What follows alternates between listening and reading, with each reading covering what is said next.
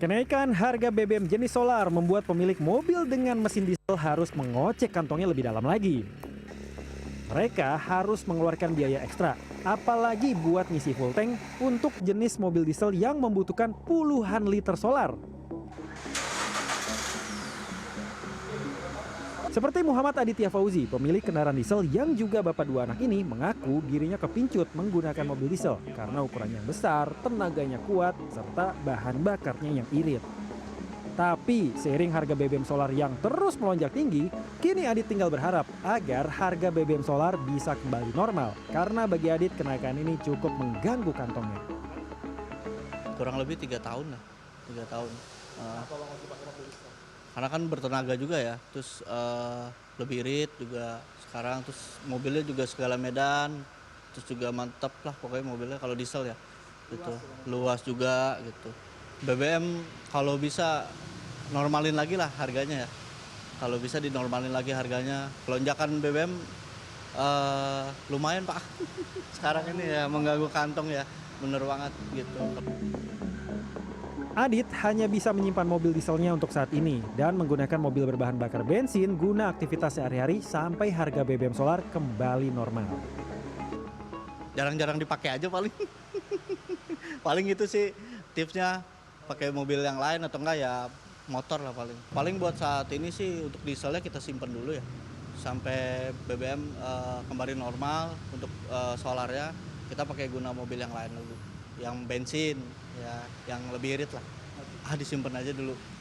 Sampai harganya normal lagi. Nanti kita pakai lagi mobil.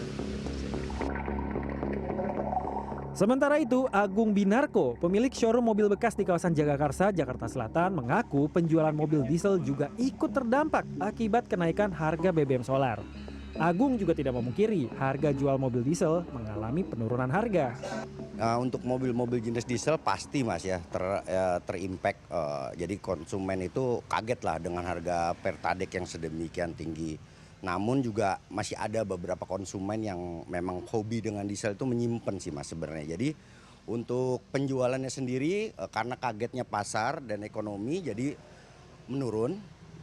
Namun juga harga jual mobil diesel menurun, tapi sekarang sudah mulai bergerak lagi Mas. Karena memang sebenarnya kan banyak diesel yang masih bisa menggunakan biosolar. Jadi kalau 20% terkoreksi sih ada Mas. 20% terkoreksi ada untuk mobil jenis diesel tertentu ya. Kecuali yang memang rare item gitu kan, dengan tipe-tipe tertentu itu masih mencoba bertahan. Tapi kalau untuk yang global sih 20% ada, 10-20% ada.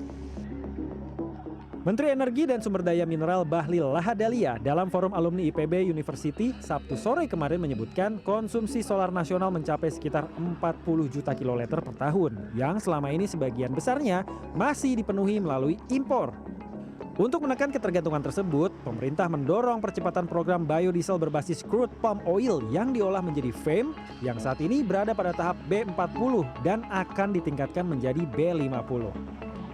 Pemerintah juga menyebut jika implementasi B50 bisa berjalan optimal, maka kebutuhan impor solar untuk konsumsi segmen transportasi berpotensi dihentikan secara bertahap.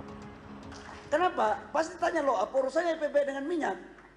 Biodiesel 2016 dengan roadmap B10 sampai dengan sekarang B40 dan di bulan Juli besok menjadi B50, itu adalah cara untuk mengkonversi substitusi impor kita dari B0 menjadi B50, di mana campuran CPO dan metanol menjadi FAME, dan FAME ini kemudian dicampur dengan B0.